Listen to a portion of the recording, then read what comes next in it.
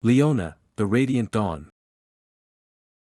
Among the Racker tribes that dwell upon Mount Targan, the sun is sacred, and none venerate it more than the Solari.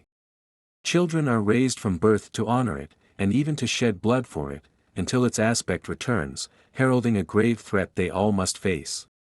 Leona was one such child.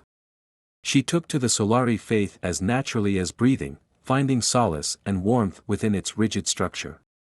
This manifested through her rapid achievement of excellence, her peers envious of her capability, willpower, and devotion. None doubted she would one day become one of the Rahorak, the holy warriors of the Solari. Though Leona flourished, she could not help but see her masters struggle with their most exasperating student, an orphan named Diana. Her curiosity was welcomed at first, but soon the teachers began to perceive Diana's questions as challenging the Solari ways. Leona watched Diana suffer punishment and isolation, but where others saw insolence, she saw a lost soul devoted to a search for meaning. Leona found her purpose in the Solari teachings, and resolved to share it with Diana as even the most dutiful teachers forsook her. The two would debate late into the night, with Leona hoping to persuade Diana that everything she could ever want was there in the faith, waiting for her to accept it. Though she failed to win Diana over, Leona did find a friend.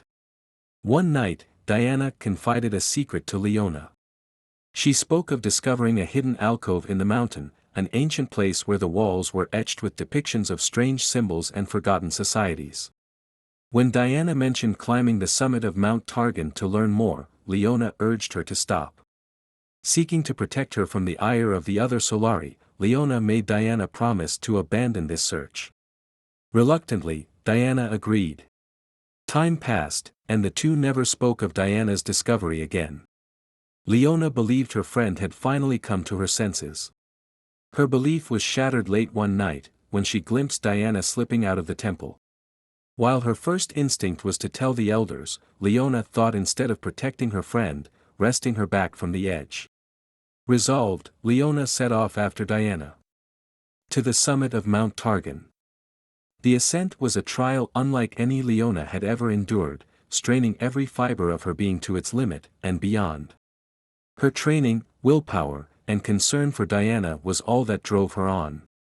The unblinking eyes of bodies frozen into the mountain slopes watched her climb, their own journeys forever incomplete, but not even they could deter her.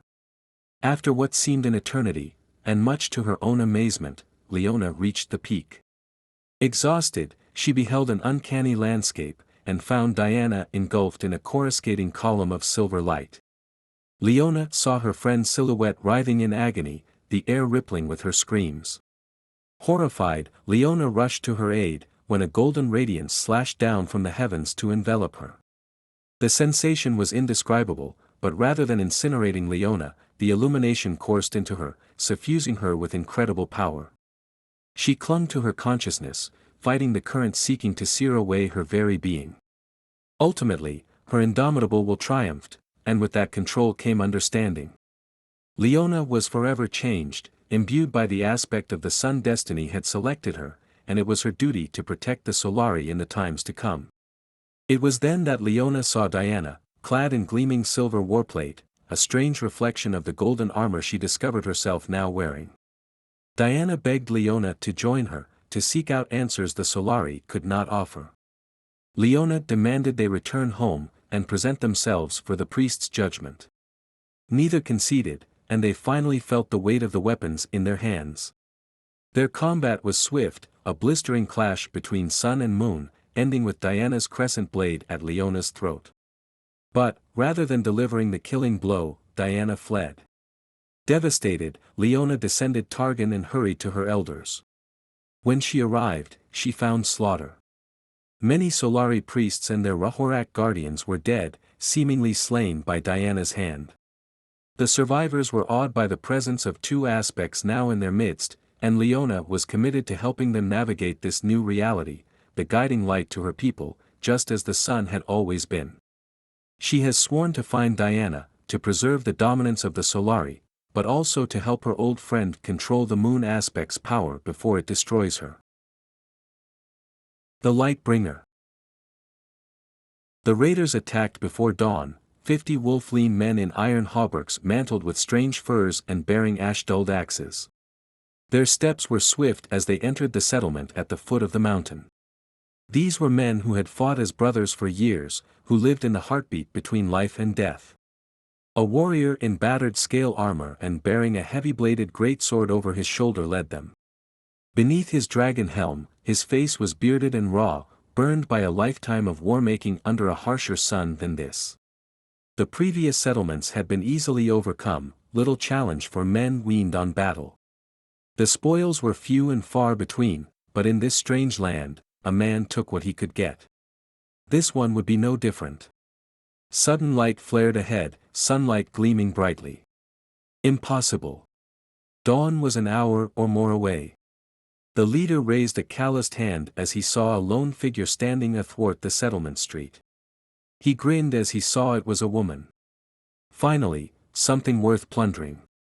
Light enflamed her, and the grin fell from his face as he stepped closer and saw she was clad in ornate warplate. Auburn hair spilled from a golden circlet and sunlight glinted from her heavy shield and long-bladed sword. More warriors emerged from the street, taking their place to either side of the woman, each gold-armored and bearing a long spear. "These lands are under my protection," she said. Leona lifted her sword as the 12 warriors of the Arehorak formed a wedge with her at their center. 6 to either side, they swung their shields and hammered them down as one. Leona made a quarter turn and locked her own shield into place at the apex. Her sword slid into the thrust groove beneath the shield's bladed halo.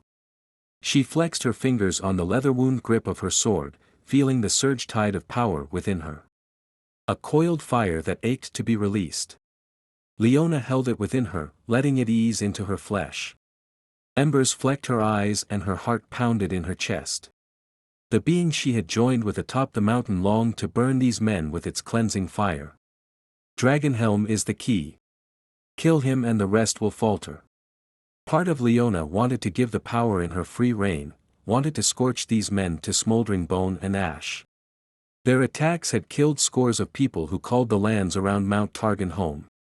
They had defiled the sacred places of the Solari, toppling sacred sunstones and polluting the mountain springs with their excretions. Dragonhelm laughed and swung his great sword from his shoulders as his men moved away from him. To fight with such a huge weapon and keep it in constant motion needed space.